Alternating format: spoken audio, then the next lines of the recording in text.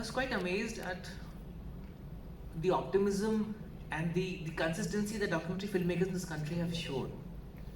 Because when you read the list of what works for you and what works against you, I think the second line had a lot more boxes. And after that, then you look at what's actually been happening, and I think it's something which is not talked about enough for what we actually achieved. And then the smaller things, like we keep reading about mainstream cinema going from scratch to shooting and everything getting over in 40 days, 45 days, and people are very happy about that. And here you look at the smallest budget work, and somebody's putting 3 years, 4 years, 5 years, 6 years of life into that single project. And you don't end up that project with buying a big house in Bombay or driving a S-Class. So actually, let me first start by stating that I have a newfound respect for the documentary space, because there's a lot happening here which I don't think everybody understands. And so credit to you for that space. And then, to start off, so I have a 2-3 layer structure in my head, which we've chatted once. But so when I saw the topic, the documentary on the world stage, my thoughts after my homework was that, is that perhaps the only stage that the Indian documentary has? Because there is actually no equivalent Indian documentary on the Indian stage. Like, there are no rock stars in documentaries in India. You don't get rich, you don't get large screen openings. And if you look at the people who've done the best work, a lot of the money is coming from abroad. A lot of the recognition comes to you when you get a Western festival to acknowledge your activity and talk about it. After which, sometimes you don't even get that same award-winning activity screened back in the country. So it is the Indian documentary which is actually fighting its battles on the world stage inherently, and there it has been throwing above its weight. And it's made quite a mark in the last few years. So if you look at the names, and it's just the last couple of years, but like from Writing with Fire to All That Breathes, The Elephant Whisperer, Against the Tide, which I hear been talked about very well these days, A Night of Knowing Nothing. For the lay consumer who doesn't watch all documentaries perhaps, but if he just Googles Indian documentary plus Cannes, Sundance, Oscar, BAFTA, you have names popping up in 2022, 23, and possibly in 24 as well, from what can make out. So is this a flash in the pan space? Is this just a lucky break we're having, or is this part of a larger process? Is this likely to continue further from here? Or so to bring it in cricketing terms, what we've been doing, is this something like what the Indian or Australian teams have done in the World Cup, which comes from a legacy and from a system, or is this the Afghanistan team? Like, I don't know how you did it, but explain to me, please. So I'd like your thoughts in sequence. Maybe starting with you, Maria. Thank you for that question, and I think for me it's definitely something that happened in continuum. I mean, I'm very well aware of the legacy of documentary filmmakers before me. There were people like Anand Patwardhan, Deepa Dhanraj, a lot of filmmakers who built a certain brand of filmmaking, factual filmmaking, which we would actually, those were the days we would have to go and get a tape rented from the store to watch it, and we would watch it because they were the truths of our times and connected with each of us. And I think with very little resources, they did what they did, which you brought up, which is, I think, the legacy we come from.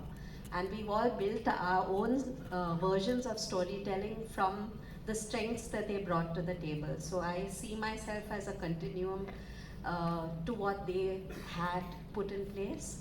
And in turn, I think I say I was one of the early ones to go international in that sense, and it was partly because of this. There were very little resources in India to support the kind of factual storytelling that you're aiming, which is cinematic as well, So going abroad, pitching internationally, and getting those resources to tell long timeline stories, because when you're telling a factual story, you have to wait for those events to happen. You can't create it, unlike in fiction. So to invest that time to build your craft and slowly kind of get it onto the world stage. And I think there have been like that almost continuity of people headlining different festivals. And today, the names that you listed out have all built on the legacy that was behind them. There have been institutions that have supported us as well, like Dockage, that honed our craft, brought us together, brought those international sort of commissioning editors to the table so that they very early sort of saw the films they wanted to and invest in. So it's been a organic process, and what you see today is not a flash in the pan. It's been very carefully built up, and it's reached a sort of point where it's making headlines. Are you optimistic that we'll be able to have sessions on this topic 3 years down the line? Definitely. There's no stopping storytellers. We've been doing it when we had no resources, and now the resources are here, so definitely you're going to see much more.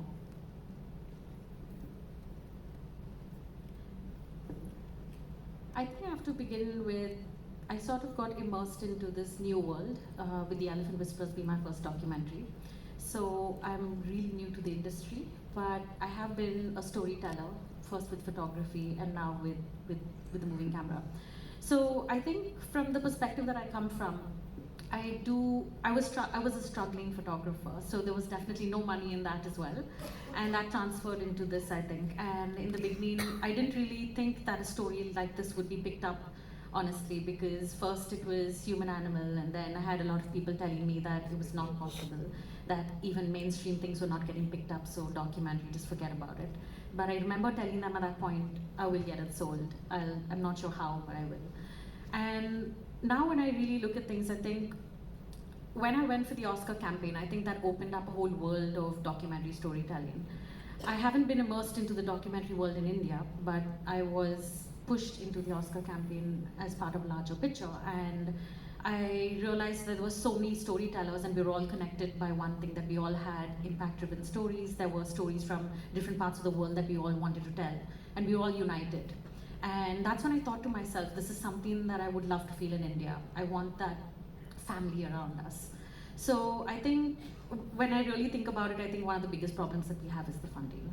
And I think we are in a stage where things are starting to change, but I think we're still very early into the process. I do see a lot of interest in local stories coming from India, and I think we're just at the peak right now, and I hope that there's better change in the future. But again, post the Academy Award, I think it also just goes back to, I'm just starting work on my next documentary project, and I'm still going through the same process. I still have to go out there, I still have to pitch, I still have to have the same kind of commitment. The Elephant Whisperers took 6 years of my life, from 2017 all the way up to 2023. And that entire chunk was just out of the picture, because the whole time I was working in the field, and I spent many days out in the field over the duration of the 6 years. It wasn't 6 years chock-a-blocked.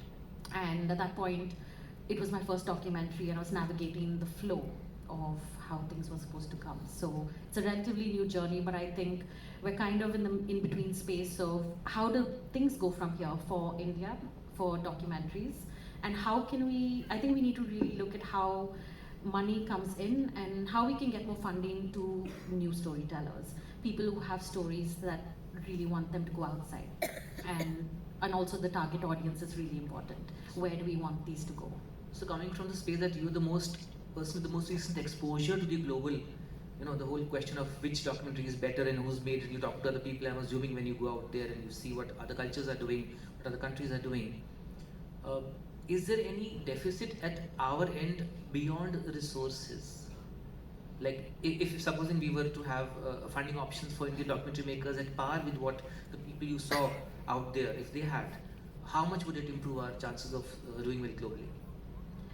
Well, I think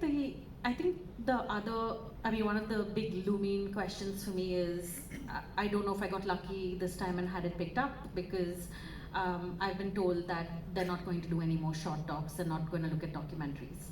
And this is after the Academy Award. So my question is there something that's going to come out of this into the future? Like, why can't documentaries have a mainstream platform? Why can't it be shown why can't we have theatrical releases for documentaries? And I think we need a solid audience. If mainstream cinema can take over the theaters for days, and sometimes movies that are big flops, then where's the space for real life stories? Why can't we have the same audience? Because I think post The Elephant Whisperers, I saw that a lot of people were deeply connected. And not just to that, like All That Breathes, Writing with Fire, they have such strong stories behind them. And they're so deeply rooted in actual people and actual stories. So I think there is a huge market for this. I don't think we've figured out how to tap into it and to get our country proud of what we're doing and get them a solid space and a stage to stand on. Thank you, point taken. So, representing the people who need to give platforms. No, but see, also here, please do educate us on both platforms, because you know firsthand how platforms handle this content. But what she's saying, even mainstream theaters, they never ever give shows to a documentary. How is that? What is the commercial ROI? So, first of all, I want to dispel that idea that we, as Warner Brothers Discovery, we do only this, right? We work in non-fiction, we produce a lot of documentaries, we buy a lot of documentaries, we support a lot of filmmakers. So there are, of course, networks like us who do this for a living. So, and I'm very optimistic about the nature of stories that's coming from India and that will continue to come from India, because I think there are a lot of genuine voices that are being found now. The exposure has gone up tremendously over the last few years. People are watching more global sort of filmmaking. I was, if I can plug another festival, I was at Geomami and packed houses to documentaries. People were queuing up outside and there were no seats to sit. So incredibly heartwarming to see. And even on the Discovery side, when we launched Discovery Plus, incredible amount of people wanting to pay to come and watch documentaries. We've seen the numbers. I can't reveal the numbers here, but we know there's a very passionate, dedicated audience out there who are probably, of course, some of them exposed to global, cinema and documentaries and that lineage, and some of them coming for the first time to even see what these documentaries are like. Because let's not forget that there's a sense of stigma also attached to documentary in India, unlike in Europe and in the Western markets, which is slightly more, has had its, I've said this in some other platforms as well, cinema and documentaries have gone sort of hand in hand in those countries, and here cinema, I mean like more commercial sort of cinema, has sort of overtaken. So naturally the ecosystem, like Miriam was saying, hasn't been developed as robustly as the commercial cinema side. So naturally there's a bit of catch up for all of us to do as a country to make these stories more global in nature, the telling of it, the craft of it, in the way it is produced, in the way the topics are chosen. And a lot of them might be raw first-time filmmakers as well. They also need guidance, development, they need to be handheld through this process. So a lot of these things, I'm happy to say that we've also sort of contributed, as a network to help find some of these new talents. We've had a bunch of shows around it, and we continue to engage on a lot of this. So I'm very bullish about the growth of this category from India. It will go definitely global. There's no other way, I think. So I have a follow-up question for you, as somebody who understands, like you quoted Geomami, or you said, okay, you have numbers, understanding, who's consuming what. So please educate me on this point. That so right now, when we're talking about in documentary on the world stage, we are not talking about sales. We are not saying, oh, this documentary made him $2 million somewhere in a day. We are talking about recognition, awards, critical acclaim, right? In mainstream cinema, I have had experiences where people who've made a good movie and were talking to me about that movie said to me, I have one request, please don't write that this is an award-winning film, because nobody will come to watch it. Now in the documentary space, when I say, okay, these are award-winning filmmakers, how does it go? Does it help them get more viewers, or does it become, oh, this is that intellectual, cerebral, dark movie which I won't comprehend? So there's two ways in which I can answer this. So one, again, I'll tell you from my experience. I was watching documentaries on the big screen at the other festival, which will not be named here. But the minute I saw Sundance winner, Sundance recognized, or some other award, some people were hooting all through the audience. They were very informed. They knew why that specific documentary got that award, why it was chosen, and things like that. So there is that really passionate crowd that's aware of the value of those awards. Then there's the maybe the uninitiated, let's put it like that, who's just coming in to understand what documentaries are probably seeing it for the first time. For them, maybe there's that stigma attached to this. And again, you can't blame them because there's been a bit of a lineage to that thinking. So I think, but thankfully the films that are coming out now and have been coming out over the last few years, I think it's dispelling that notion because they're more cinematic in nature. You know, the entry point to that is not intellectual. It's perhaps more story driven, character driven, which they're used to even in the cinema that they would generally watch otherwise. So I think the way that they're crafting the narratives, even with Kartiki's film or Miriam's, a lot of them are character driven, right? So naturally that eases the entry point to their understanding of that, and I think it will change over time. And then the very fact that there's a documentary panel happening here should hopefully educate people that it's not boring and it's not this. It's very exciting. It's very gripping. So yeah. Thank you.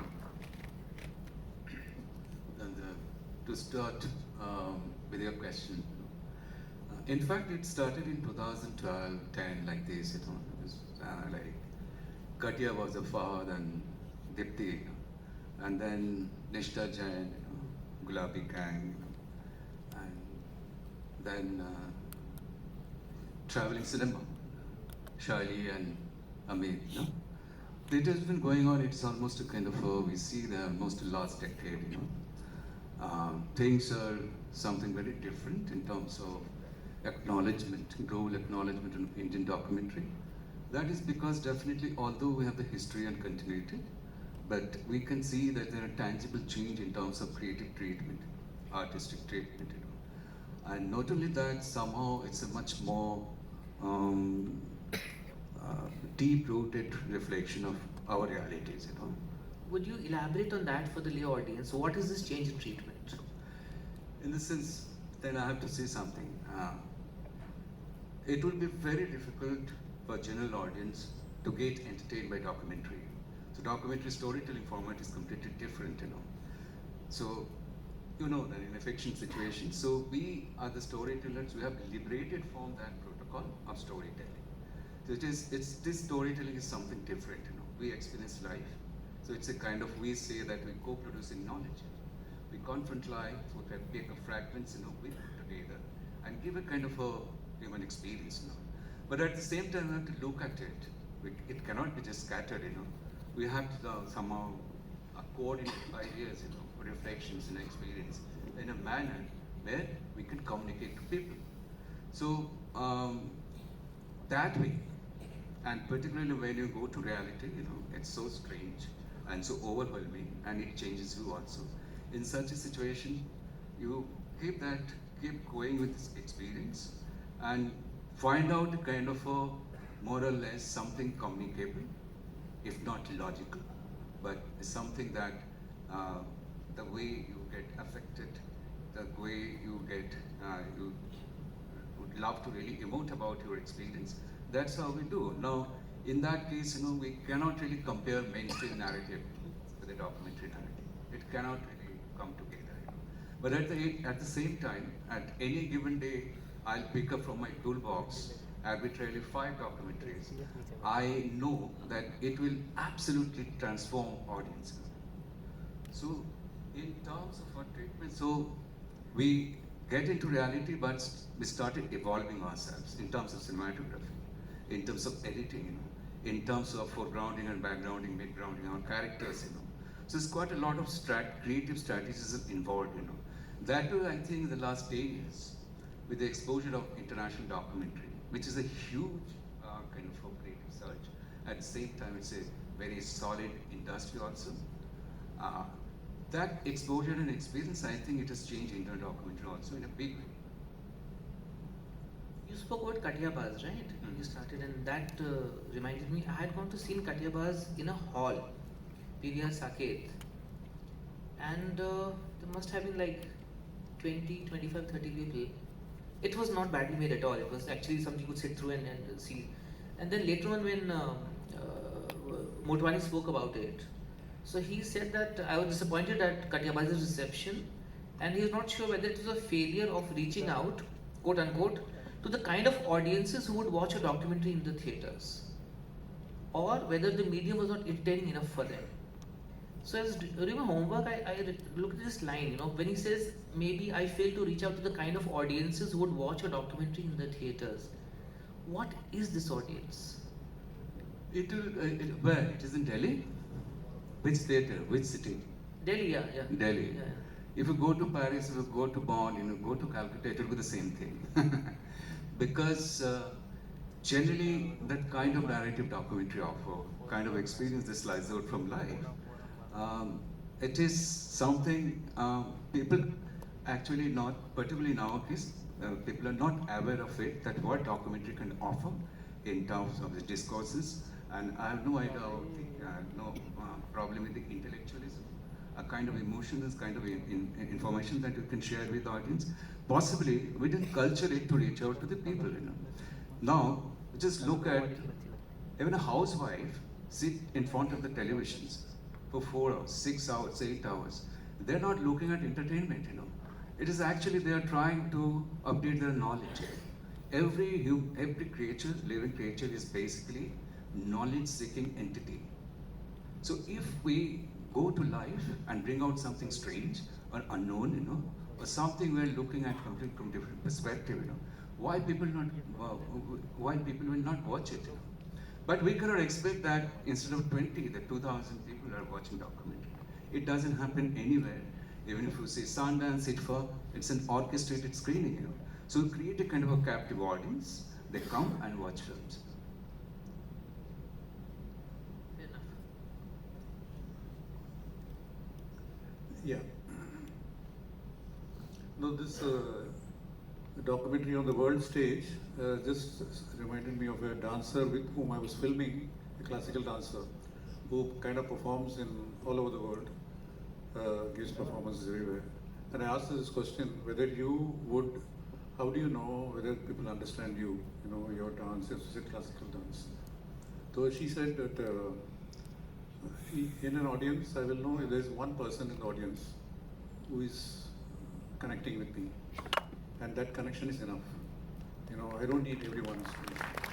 And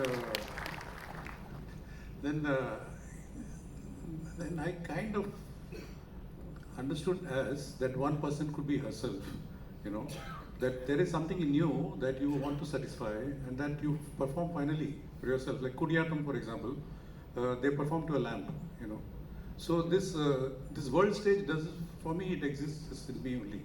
It doesn't exist outside. So right from the beginning, I've been making film only to satisfy myself. That this is the way my movements are, this is the way I want to think, there's a way, it could be stupid, it could be silly, it could be amateurish, it could be like childlike, whatever. But I feel that it is taking me somewhere and making me connect to myself in a stronger way. And one do connect, like one do visit people, one do have friends, and you are aware of what's happening around and all that. But somewhere, when you make a film, I'm not making a film for somebody else. I'm not making, definitely not for a world stage. Definitely not for an Indian audience. But I make it for myself. But as I make it, I kind of sense, I can kind of feel that, oh, this film I want to show to this person, that person. Slowly those kind of ambitions start coming in. And so that's how it is. Like, for me, it has never been wanting to satisfy another person at all, at any point of time. And only to reach a certain kind of honest logic within the narrative. Whatever you know of that. That way I've been making films, and it's been quite satisfying, I would say. And the profit and sales and all that, I have decoded it in a different way for myself, which is basically that, it is not like I make this product and I spend 5 rupees, I should get 10 rupees. I don't think like that anymore. And it is more like you could make a film the way you want to, it's already a profit for me.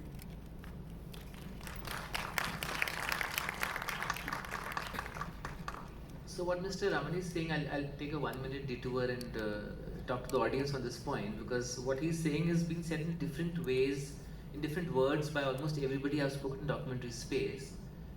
And so, by logic we come back and say, how do you maximize the reach? Because you're supposed to be after the reach. by logic we come back and ask them, so how do you plan to increase the footfall of people who click on your movie? How do you plan to, earn more? I mean, he said, 5 rupees and 10 rupees. I think mostly he's spending 5 and getting back 4 rupees 50 paisa. So it's not a sustainable business model which drives you for the money. But I've also realized over this conversation over the last few days and today that for everybody in the documentary space, revenue is a secondary need. They are in this space not knowing that revenue will flow. They are in this space, everybody whose documentaries we talked about, not one of them, I think when they started making it, had positioned it as at some point I will be standing here with something in my hand. Because when you started making a documentary, any case it takes you 5 years to finish it. You cannot foresee what the market will be wanting or what the trend will be. It's not like civil services ki ye subject chal raha hai, so I'll get ready for history or political science. It's not like that. And therefore, whenever we look at market or whatever, there's always a caveat with almost all of them that I will change my narrative up to a point.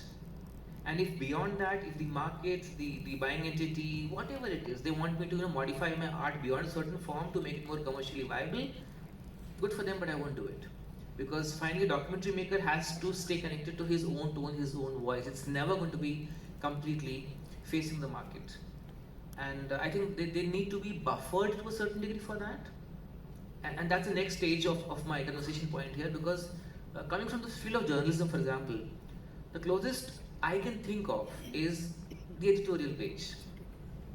The editorial page does not attract advertising. It has no cartoons, it has no glam pictures. And our own service indicated is read perhaps much lesser than the sports page, for example.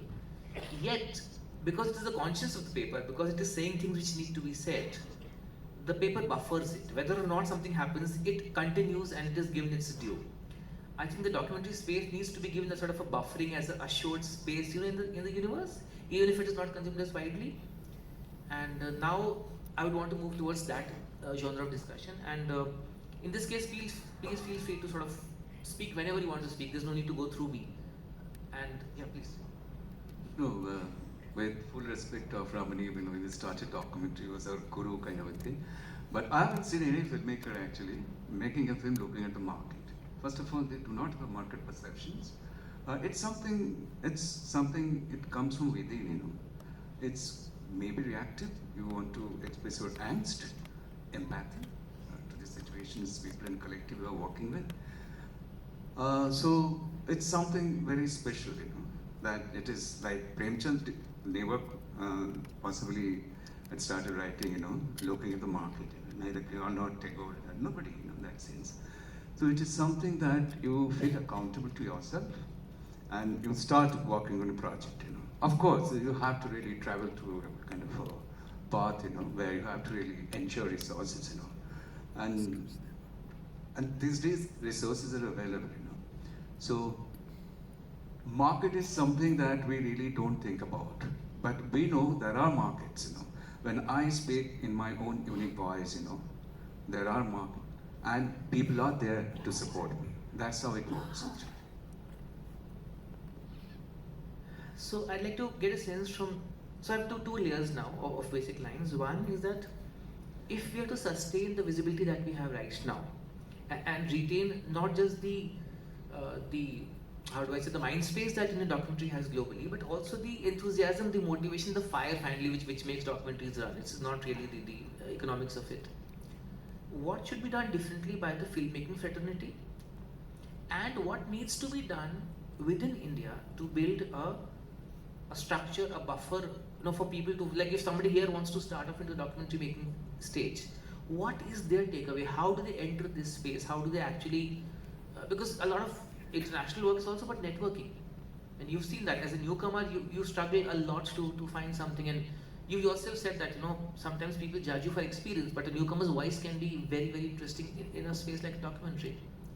So I'll leave this open to all of you. But before we come to that, I just wanted from the two of you a specific take, because this is about the world stage. And because so much of what we do is being consumed by or even commissioned by the English speaking West primarily, obviously. It's not China or Russia investing here. How do you think we get a balance between, because you also said, if I had made this with a Western voice, it would be made differently. I made it in a very original, raw voice. You've seen that space a lot. You've been in that area. So how do Indian documentary makers balance the fact of keeping a very Indian, original voice while still working on something which is acceptable or consumable, which gets you the communication, the funding, and the support? Okay, I'll start with this. With the Elephant Whisperers, I think it was more of a common thing with the fact that I was playing with human emotions. It was clearly a documentary that I was going for with impact. I wanted people to connect better with elephants, to understand them. So it was very clear from the beginning that I wanted people to watch it and to take an entire message back. And I think afterwards I sort of realized this entire thing of what was it that really made it connect with people across the world. And I think it boils back to human emotions. And I received artwork from lots of people across the world, from 2-year-olds all the way up to 8-year-old professional painters, oil painters, and people who started playing the music. And there was a whole lot of interaction from different parts of the industry and from people who were connecting with the documentary on many different levels. And I think that and I spoke to a few of them, and one of the take-backs was that they sort of got their own emotions. They looked at a Bowman and Belly, and they were able to sort of place their lives in that picture. And I think it boils down to what connects us as human beings. What is something that's universal? Because all the time there are things that are trying to divide us. We have countries, we have religion, we have so many things that are always trying to tear us apart. And from this one documentary that I made, I think it's more about what are the things that unite us as humanity.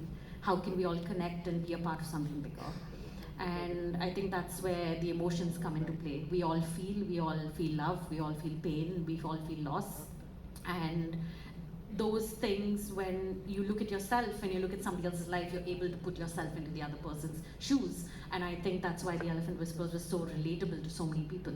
Because when they took Raghu away, for those who have not watched it, I'm sorry, but in that aspect, you can really see that people looked at it as their son being taken away. They could look at Raghu as being their son.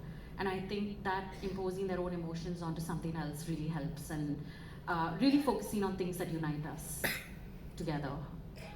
And I wanted to add something to the previous conversation.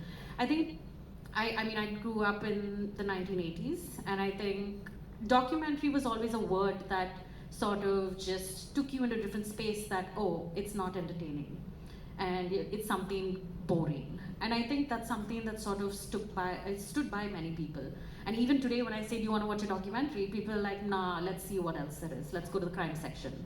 And I think that is a question. How do we start changing the way people look at documentaries? It's not always archival. It's not always about a chunk of history back in time. It's not always really boring. And there are different types of documentary. And I think that's something we have to accept and also understand what documentaries really are. What are the different types of documentaries? I remember just after I won the Academy Award, people were like, oh, how much money did you earn? But the thing is, people were just unaware of the fact that you don't earn money with the Academy Award. You don't earn any money. But people were just unaware of that. And I think it just goes back, I think we really need to start opening up about the documentary world, talking to more people about what it actually is about, and showing people the different types of documentaries. I think it all starts with a little bit of education as well. And I think that's something we could all benefit from, is just understanding where documentaries come from. They're real life stories, they're beautiful. I found many people who'd love to get immersed into something like that, but they just sort of see it as a block where they'd rather watch a big blockbuster film over a documentary. So I think documentaries need to rise onto a space that everyone feels comfortable and they understand what it truly is, to enjoy it and to understand them better. Yeah. So I think to respond to your question, for me, every film is a journey. It's something that you're embarking on to learn yourself. And it's not that you know everything, but you're sharing that sort of inner journey that you've taken with the world. And it's transformative in that sense. It transforms the person who is making the film as much as when it connects to the audience, it transforms the audience as well, because you're part of a journey. You're not. I am from the world of journalism, and that's very different because you're getting different people's opinions and you're juxtaposing it to create another opinion. Whereas this is a very sort of immersive journey. To answer your question about what can be done, I think that having done it, I feel that as a filmmaker, I wear too many hats. I'm my own director, I'm my own producer, I'm distributing my film in the global market. And for many years, when I would be at Iffi, which is the biggest documentary market in Amsterdam, you would see that one Indian over there, or you're on your own. Whereas say Korea, which is a much smaller country, you will see a group of filmmakers. You have somebody there. They're working collaboratively, and I think that's a spirit that's missing over here.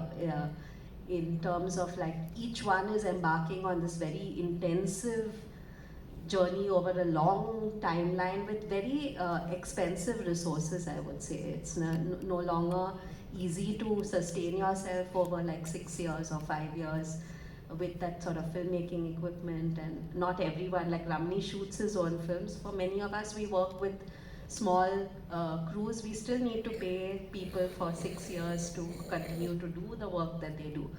So there need to be some sort of a collaborative ecosystem where we can make these films. I truly believe, as much as other people have said there's no market, I believe there is a market for documentaries. I have seen over 20 years, I go to colleges, show my films, and I'm seeing students reference other documentaries. So even if it's not available in India, they've managed to get that film, watch it, and they're quoting that film to me. So even that unavailability of getting that film is not an impediment for them to actually go and seek it.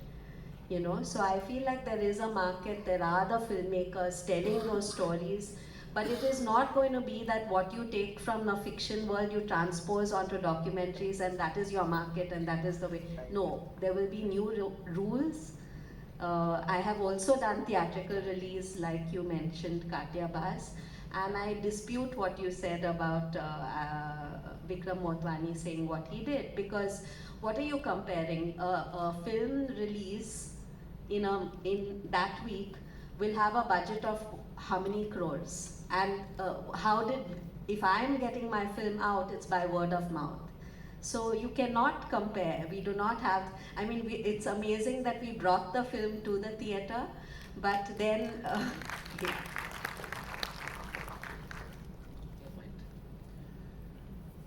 So the two of you have been in the space longer than most of us, and even today you're educating younger people how to get into this space. When you see these films doing well, like, irrespective of the motivation, right? Irrespective of the finance, non-finance, whatever. But if films are today being talked about, and you have young people coming to you and sitting with you saying, I want to start into the world of documentary making, what would you advise them as of today? What changes would you advise, which maybe you may have said something differently 10 years back, 15 years back? Both of you, please. No, I would only say what I'm doing basically. Just do your films, Don't worry about anything else. Because it's like, a product is, any product can be sold today. Any product. So if you say film is a product, it can be sold. But it has to be worked upon, You need to work on selling. You have to put in effort. For example, in my case, I make a film and then I go to next film. So there is no effort from my side to do anything, And also, there was a time when we found, I would say, the documentary filmmakers found an avenue for distribution through another friend who wanted to take it up. And that, I thought would solve my problem, I thought okay, I've given all my films to you, you figure out how to sell it and how to do it. It's not my concern anymore. But that lasted for some time, but it didn't flower in a way that we would like to. So it was a kind of a cooperative in a way, but not definitely cooperative, but in a way we were all together. Many documentary filmmakers finally gave their films to them, and then it was distributed. It was distributed to many avenues which I would not have even thought of. But it lasted for some time, And that kind of initiative is lacking at the moment, as probably because we are all busy making our films, and I am already into 3-4 films working on at the same time, and it's like there's no time to even sell one copy of my film or one DVD. DVD to chala gaya. So abhi, in terms of selling, the DVDs are gone now. No, so nobody wants to buy DVD. There's no copy buying and all that. It's over. So it's only OTT platform. That's what everybody. Or you online mein dekhega kya? You know, can you send a link to the online? I don't put my film online. You know, I don't put my film on YouTube. And I say ki you ask and I'll give you. You know, I'll give you with a password, because I want to know who is seeing my film. And I love showing my film to small audiences where I know people. There's a discussion that happens.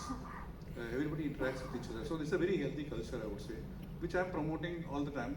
And it is happening, you know, like a lot of these small screenings, colleges, alternate spaces, say, let's call it alternate spaces, where there's a projection possible, where people can sit and talk.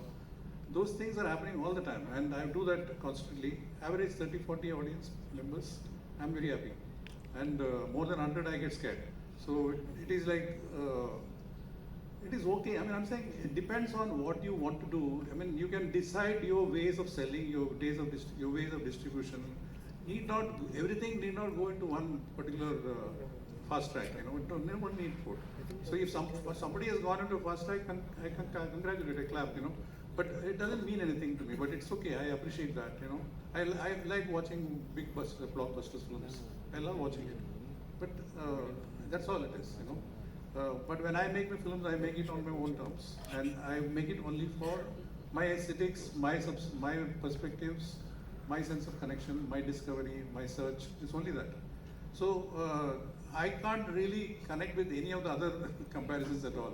And and also to free filmmaking from various other templates, I would say. You know, various things that are becoming marketable or, you know, commercialized, and because filmmaking is largely selling, you know, very few honest work like an artistic possibilities are existing. Otherwise, it's all about ki this na paisa bana sakte hain, that kind of a language is there, which is fine by me. But I try to be in the other side where that I'm even free from that. You know, it doesn't bother me. Okay, whatever funding that is available, like Kritika, when she was saying that, you know, the funding that is available for a documentary, funding available abroad in US or Canada or Australia or whatever, Europe, Western countries, it's mind-boggling, okay? And compared to what we're doing. And I mean, I've been part of Dockage also right from the beginning when Nilotpal started it. I've been going there constantly and even pitched my films there, and want to just understand how the people respond and all that. So it's been quite learning experience, but it also sends a certain kind of criteria how the films can be made and what films work and how films, those kind of things also gets quoted. And now it's your position, it's your choice whether how much you want to do this, how much you want to go back to yourself and those kind of things. And I mean, you can choose whatever. You can sell your film in a major way. You can promote your film. You can be one of the biggest earning member filmmaker. It can be fine, you know. But I want to retain that films are made on a personal position.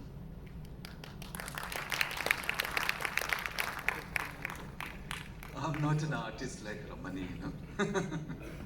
So, thing is that if someone comes to me, my first advice would be that it's a storytelling. It's very most complex form of storytelling. You have to get into the craft, you know.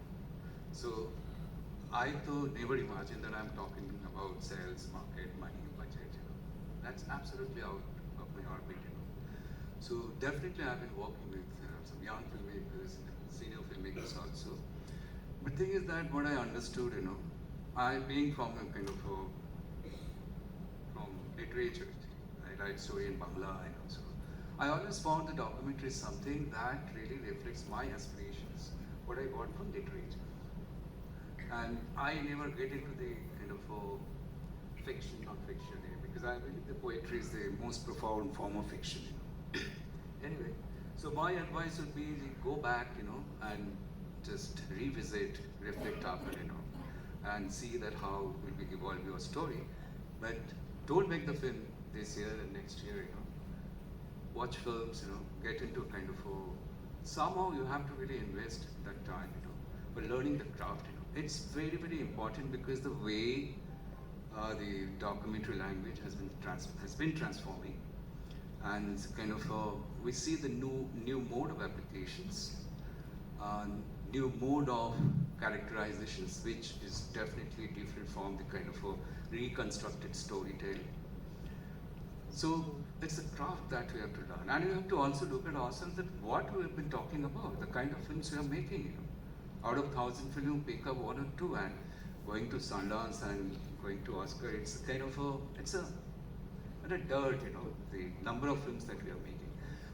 Could we really engage filmmakers in terms of understanding the larger scope of craft, Of course, that each and everybody is, because it is, as I say, it is a very liberated form.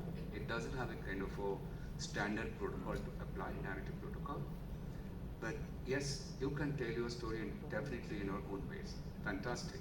So we are more or less liberated from the form that could be imposed upon us.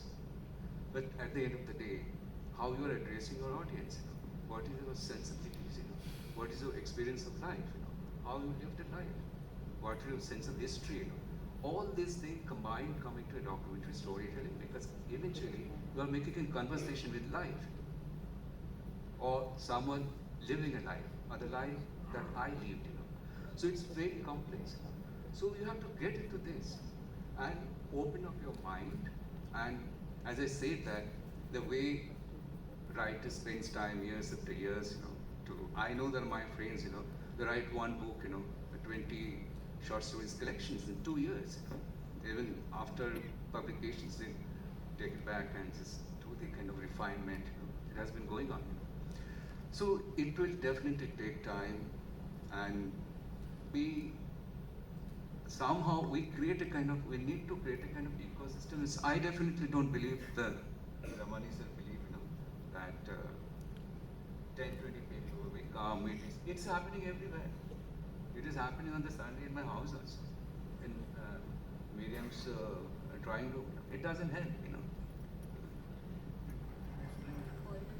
Oh, it doesn't help, All you have to do that, those discourses and discussions has to really be something that we can make others. It should be participatory. Very simply, 2 or 3 things I just want to tell. We do not have a standalone documentary school, Even a course of 2 months in SRFTI and FTI will not help. We don't understand documentary the way it should be evolved. As a storyteller, I should be. It's a very different thing, very challenging, and also how to handle reality. It is so strange, Today I take your interview on camera. I don't believe that you are telling truth, because this is the moment that you are living. The next day when I talk to you, you come up with a different level of interpretations. So it's really difficult. In that, so we have to really create a kind of pedagogy, not a kind of only standalone course. Why not really? Earlier I'm talking about what should I tell to young filmmakers. Now maybe policymakers I'm addressing to. We should be having a standalone documentary school. We should be having a kind of also. We need to also train teachers. Very honestly, suppose I'm coming from a film fiction school. Okay, my cinematographic perception is something. I understood a certain kind of editing model, It doesn't go with documentary at all, It's a different world. So there has to be a kind of a completely different system which I can breathe in and breathe out, and we need a standalone documentary school. Maybe why not 2 or 3? It's funded by government. Second thing is, of course, there has to be a kind of a national fund available with us. This will not only give a kind of seed funding to documentary filmmakers. Suppose it is not only Iffi that kind of discussion is going on. Throughout the country, different cities and suburbs, there are institutions that are doing this. Now, that Creative Europe or even in Korea, The national funds support those kind of initiatives, be it festival-based workshop, is a lab, with a kind of just kind of a collaborative discussions. You support them, and without getting into it, this is autonomous, independent institutions. They should getting funds in. They should be getting fund support. There should be a kind of national fund, which maybe it's an independent body can select it, give seed funds to filmmakers. Something has to be there. So without any fund and without any resources, I don't think that we'll keep getting international funds. We are still getting because of the skill that we have demonstrated, the quality that we could offer, we're still getting. But nowadays the political situations all it depends. Now most of the money for documentary has gone to filmmakers coming from Ukraine or filmmakers, European filmmakers making films on Ukraine. So it will change. So where is the resources nationally? It's not there. And Doordarshan being the kind of most sensible channel even today, if I need to learn about a craft, or something, and listen to a kind of writer, this is the only public television existing. But this being the kind of a third largest television industry, we do not have a 10-minute slot for documentary. So this is the only medium through which we can reach out to the audience. So unless you create an interface between audience and the creators, it will never happen. This panel discussion or something is, it will definitely, it's very sporadic, and very fragmented. We need to look at, the larger scenario, larger canvas, and everywhere in the world, it is the state who took initiative, regenerated the system, then private players started coming into it.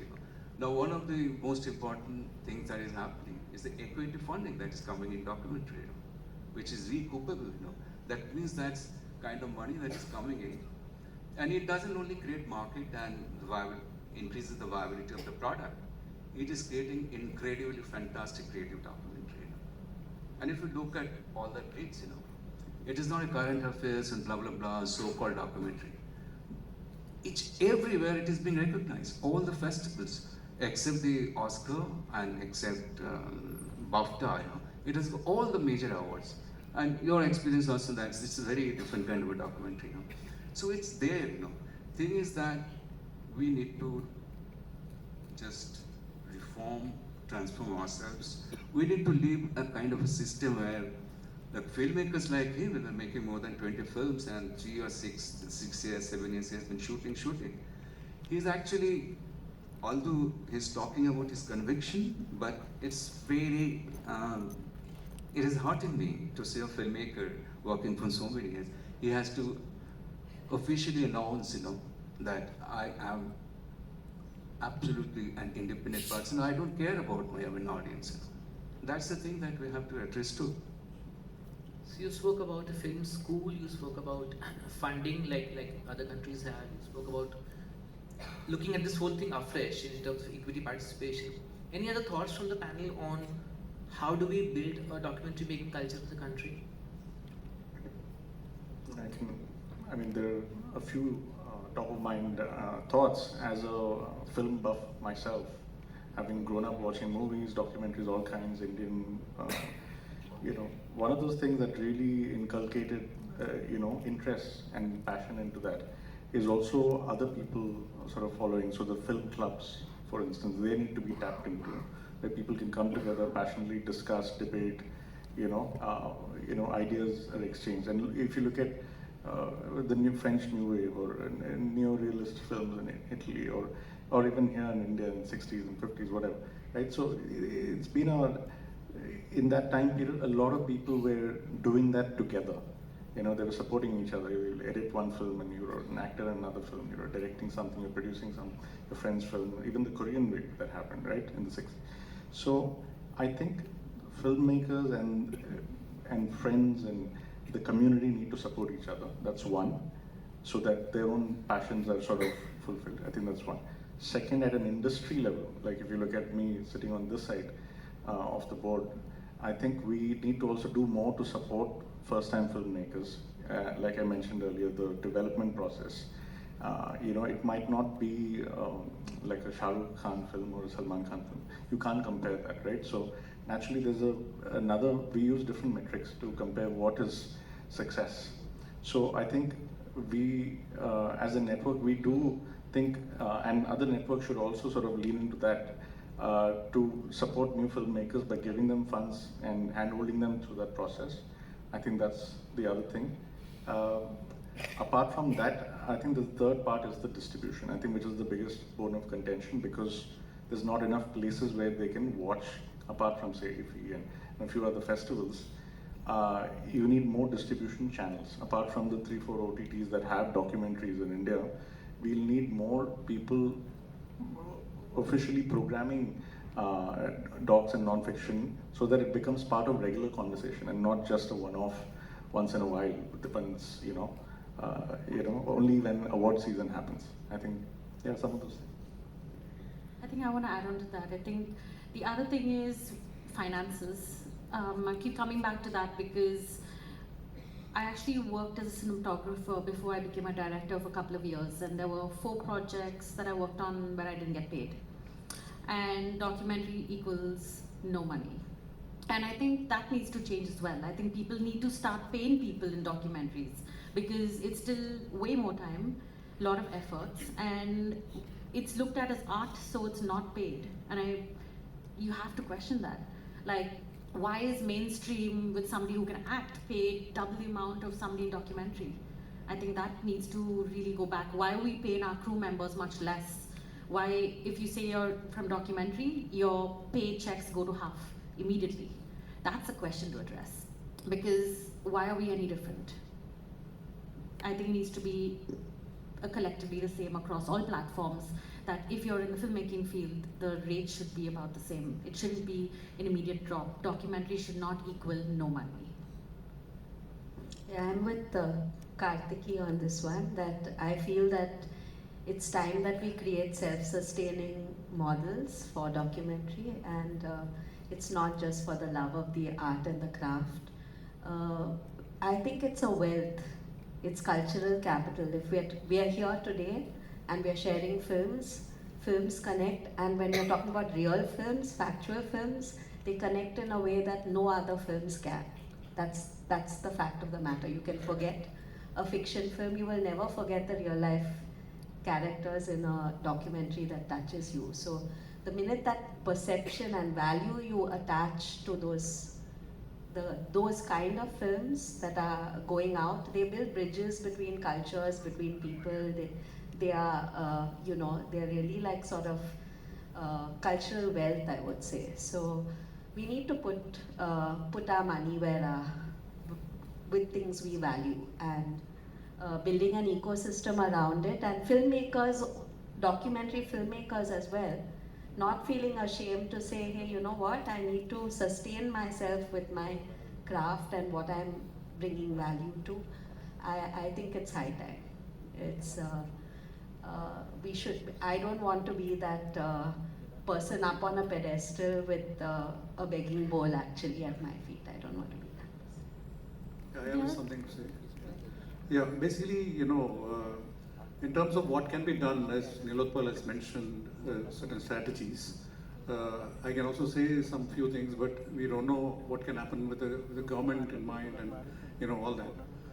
But certain things can immediately be taken care of, which is one thing that usually there was a practice of, say, national award-winning films usually get an entry into Indian panorama straight away. Especially the top films, best film. This time it has not been happening.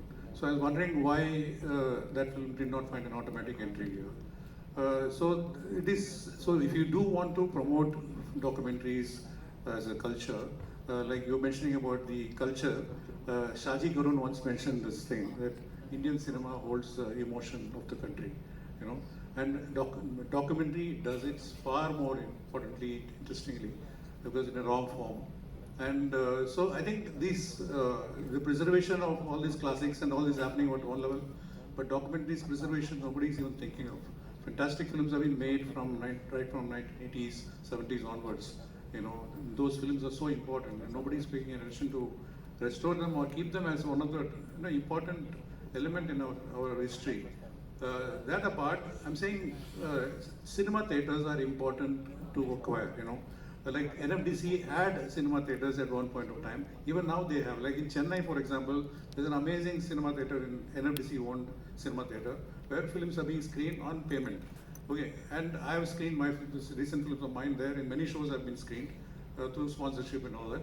But ideally, these 100-seater small auditoriums, like what we have in films division in Mumbai, fantastic auditorium, state of the craft, but that's just going waste. Nobody's using it, and it's waiting for the MIF festival or for censor copies, screening and all that. But I'm saying these places could be used as a public areas where show films regularly, You choose whatever films you want to, no problem, but show them, invite, create a huge pool of people who can be invited and who can come, becomes a culture, So these alternative films which cannot find spaces in, this commercial circuit where others push you out, here you can find those spaces, good films can be shown and people are ready to watch. I can tell you, people are ready to watch documentaries. It's just that they don't know where to go and see it. OTT platforms are creating a certain kind of, avenues like Netflix says documentary series, and I've seen those documentary series. They are fiction films, completely rebuilt, reworked, and whatever. So I don't know what is the nature of documentary today. Whether you call it docu-fiction or fiction, with a little bit of interviews here and there and voiceover, that becomes documentary. Like the jury members of this Panorama today, I spoke to some of them. They said that 80% of the films submitted for Panorama this time for documentaries were fiction films. So they said, like, we don't know what's happening. People are submitting their fiction films as documentaries. And yesterday I heard this Philippines director talking that his film, which is a feature film, was entered and they showed it in the documentary section. So it is very interesting. Like, there are many festivals, like including the one that you cannot name. That festival also now shows documentaries, fiction films, experimental films, animation films, all in one platform, all in one screen. I've attended many of those kind of festivals internationally where there are no classifications, there are no hierarchies between these things. You see the film and you know whether it works or not. It doesn't matter whether you spend so many money or so many money, whatever, it doesn't matter. If the film works or not is what matters finally,